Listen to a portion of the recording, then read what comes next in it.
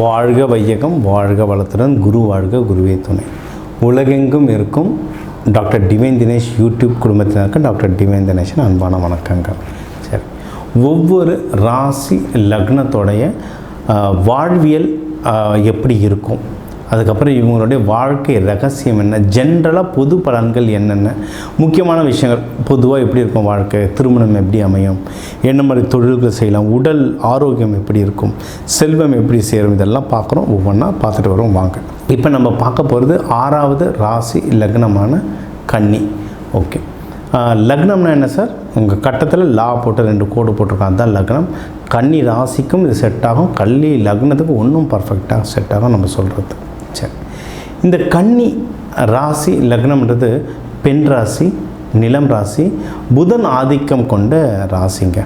இதோட சிம்பிளே பார்த்தீங்கன்னா ஒரு பெண் கையில் ஒரு கதிர், இன்னொரு கையில் அது வெற்ற அருவாள் இருக்கும். அப்படின்னா என்னென்னா காலப்புருஷ தத்துவத்துக்கு இது கர்ப்பப்பை வரும், கர்ப்பப்பை, அடிவயிறு இதெல்லாம் வரும்.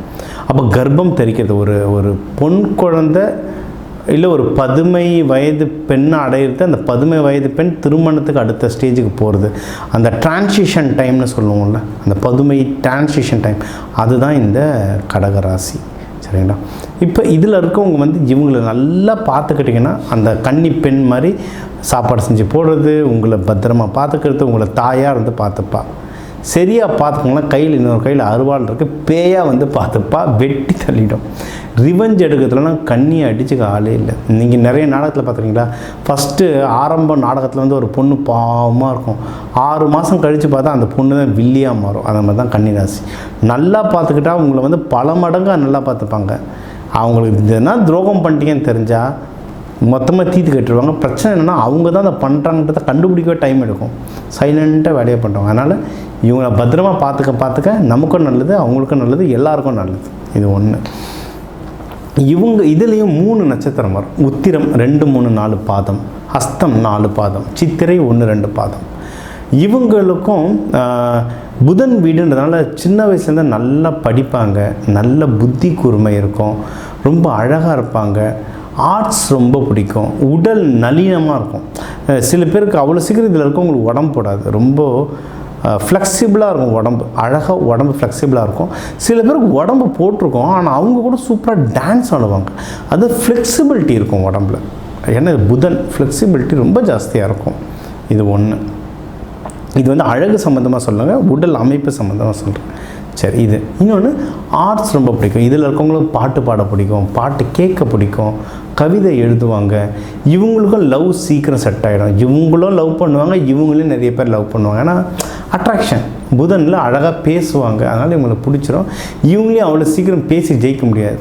இன்னொன்று, தாம் பேசுகிறது தான் கரெக்டுன்னு அடுத்தவங்க ஒத்துக்கிற வரைக்கும் பேசிக்கினே இருப்பாங்க. பெண் ராசி கன்னி, புதன் கூட சேர்ந்துருக்கனால பேச்சிலெல்லாம் இவங்ககிட்ட சரி ஓகேம்மா நீ சொல்கிறதாம்மா கரெக்டுன்னு சொல்லிட்டு நான் வந்துக்கிட்டே இருக்கணும். ஆணோ பெண்ணோ 2 பேருக்குமே இது செட் ஆகும். சரி, இது ஒன்று. இப்போ இவங்க இவங்களுக்கு அமைகிற கணவனோ மனைவியோ எப்படி இருப்பாங்கன்னா, இவங்களுக்கு அப்படியே 7ஆம் வீடு யாருன்னு பார்த்தா குரு வீடான மீனம், நல்ல மெச்சூரிட்டி. இவங்க கொஞ்சம் ஃபுல் மெச்சூரிட்டி சொல்ல மாட்டாங்க. இவங்களுக்கு விஷயம் தெரியும், ஆனால் ஜாலியாக இருப்பாங்க. இவங்களுக்கு புதன் வீடுன்றதுனால அது ஜாலி முக்கியம். ஒரு ஃபன்னாக குழந்த மாதிரி பண்ணுவாங்க. அதுவும் பெண்களில் ரொம்ப லவ் பண்ணிட்டீங்கன்னா முடிஞ்சது சோழி. ரொம்ப என்னடா கிரிஞ்சாக பிஹேவ் பண்ணுறாங்க, அது கிரிஞ்சு இல்லை, அவங்க பிடிச்சவங்க கிட்ட அவங்க கொஞ்சிறாங்க, அவ்வளோதான். அந்த ஜாலியாக இருக்கிறதுப்பாங்க. அப்படியே நீங்கள் குரு வீடு பார்த்தீங்கன்னா மனசுல 1000 ஆசை இருந்தாலும் அந்த கெத்தை மெயின்டைன் பண்ணுவாங்க. நான் ஒழுக்கம், நான் 10 பேருக்கு எக்ஸாம்பிளாக இருக்கேன் அப்படின்னு அந்த கெத்தை மெயின்டைன் பண்ணுவாங்க. வாழ்க்கையில் அப்படி தாங்க இருக்கும். ஹஸ்பண்ட் ஒய்ஃப்னால் ஒவ்வொருத்தரும் ஒரு டைப்பில் இருந்தால் தான் ஒன்று பூட்டு ஒன்று சாவியாக இருக்கணும். 2ம் பூட்டு இல்லை 2ம் சாவியாக இருந்தால் 10 பைசாவுக்கு பிரச்சனை இல்லை. ஒரு பூட்டு ஒரு சாவி. இவங்களோட கேரக்டர், இவங்க ரொம்ப ஜாலியாக இருப்பாங்க, அவங்க ரொம்ப மெச்சூர்டாக இருப்பாங்க. ஆனால் 2 பேருமே சூப்பரான டைப். 2 பேரும் புத்தி கூர்மை ரொம்ப ரொம்ப ஜாஸ்தியாக இருக்கும். இது ஒன்று. இவங்களும் நிறைய பேர் சீக்கிரம் கல்யாணம் பண்ணிக்கணும் அப்படின்னு சொல்லுவேன். முக்கியமாக குழந்தை பிறப்பை சீக்கிரம் பெற்றுக்கணும்.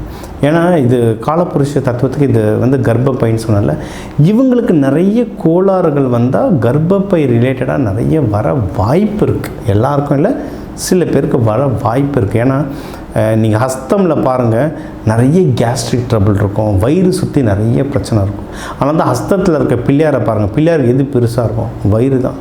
தும்பிக்கையை விட எனக்கு தெரிஞ்சு அவருக்கு வயிறு தான் பெருசு. அதெல்லாம் வந்து ஒரு சிம்பிள் சொல்கிறது. சித்திரை கண்ணியில் இருக்க இல்லை பொதுவாகவே சித்திரை பாருங்கள், செவ்வாய் ஆதிக்கம். கண்ணியில் இருக்க சித்திரைகளை அந்த அடிவயிறு பிரச்சனை இருக்கும். இப்போ லேடிஸாக இருந்தால் அந்த மாதவிடாய் பீரியட்ஸ் பிரச்சனை, பசங்களுக்குமே இந்த கவுன்ஸ் சில பிரச்சனைகள்லாம் இருக்கும். அதாவது ஆணோ பெண்ணோ அவங்கவுங்க உடம்புக்கு ஏற்ற மாதிரி அந்த அடிவயிறில் ஏதாவது ஒரு பிரச்சனை வரும். இது வந்து குழந்தை பிறப்பெல்லாம் பாதிக்க வாய்ப்பு இருக்கிறதுனால இவங்க சீக்கிரம் கல்யாணம் பண்ணி சீக்கிரம் குழந்தை பெற்றுட்டாங்கன்னா நல்லது. இதுதான் ப்ராக்டிக்கல் பரிகாரம்.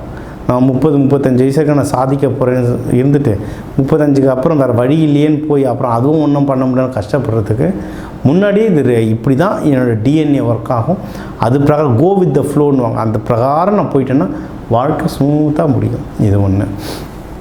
ஸோ ஹெல்த்துக்கு சொல்லிட்டோம். இவங்களுக்கும் தொழில்கள் அப்படின்னு பார்த்தா புத்தி கூர்மை இருக்கிறதுனால இதில் நிறைய பேர் ஐடியில் இருப்பாங்க. புதன் வீடில் நிறைய பேர் ஐடியில் இருப்பாங்க, நிறைய பேர் உணவு தொழிலில் இருப்பாங்க. ஏன்னா கன்னி வீடு, நிலம் வீடு, நிறைய பேர் உணவு தொழில் வேலையும் செய்வார்கள். நிறைய பேர் பிஸ்னஸும் இதில் வந்து உணவுத்துறையில் நிறைய பேர் வேலை செய்கிறவங்களுக்கு இருக்குது.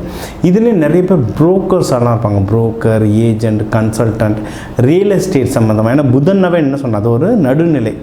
சரியா? இது பெண் வீடு தான் இருந்தாலும் இவர்களும் கொஞ்சம் நடுநிலையானவர்கள். புரோக்கரேஜ் இந்த மாதிரி விஷயங்கள் வந்து அவங்களுக்கு வந்து ரொம்ப ரொம்ப சூப்பராக வேலை செய்யும். சரி, இவங்க வழிபட வேண்டிய தெய்வம்னா புதன்றதுனால பெருமாள் வழிபாடு கண்டிப்பாக சொல்லுவேன். அதுக்கப்புறம் கன்னிமார் வழிபாடுகள் ரொம்ப நல்லா வேலை செய்யும். 7 கன்னிமார் தெய்வங்கள் வழிபாடு ரொம்ப நல்லதாக வேலை செய்யும். இப்போ நீங்கள் வந்து உத்திரம் வந்தால் சூரிய பகவான் வழிபாடு நல்லது, அஸ்தம் வந்தால் பிள்ளையார் வழிபாடு நல்லது, சித்திரை வந்தால் முருகர் வழிபாடு நல்லது. நீங்கள் எந்த சாமி கும்பிட்டாலுங்க படையல் போடுங்க. ஏன்னா இது வந்து நிலத்தத்துவம். அதுவும் இதோட சிம்பிளே சோறு போடுறது தான். நீங்கள் தான் எல்லாருக்கும் சோறு போடுறவங்க. அதனால் சாமிக்கு நீங்கள் வந்து படையல் போட்டு வரவங்களுக்கு அன்னதானம் கொடுங்க. கன்னி ராசியால் கையால் சாப்பிட்டு பாருங்கள், சாப்பாடு எப்படி இருக்குன்னு பாருங்கள். கன்னி ராசி சாதாரண ஒரு தயிர் சாதம் செஞ்சு கொடுத்தா கூட அமிர்தம் மாதிரி இருக்கும். அவங்களுக்கு டிஎன்ஏவாகவே அவங்க ராசியான கை ராசின்னு கன்னி தான் கை ராசி. கன்னியில் அஸ்தத்துடைய சிம்பிளே என்னென்னு பார்த்தா கை தான், உள்ளங்கை தான். கை ராசி யாருன்னா இவங்க தான். அதனால தான் கன்னி பெண்ணால் அந்த முதல் நாற்று நட்டு வைப்பாங்க, எதனா திறந்து வைக்கிறது, கடை திறந்து வைக்கிறது எல்லாமே கன்னி பெண்களால் வச்சு பண்ணுவாங்க. கன்னி பூஜைகள் பண்ணுவாங்க. பாலா திரிபுர சுந்தரி கன்னி தெய்வம். அந்த கன்னின்றதுக்கு அவ்வளோ பவர். சரிங்களா?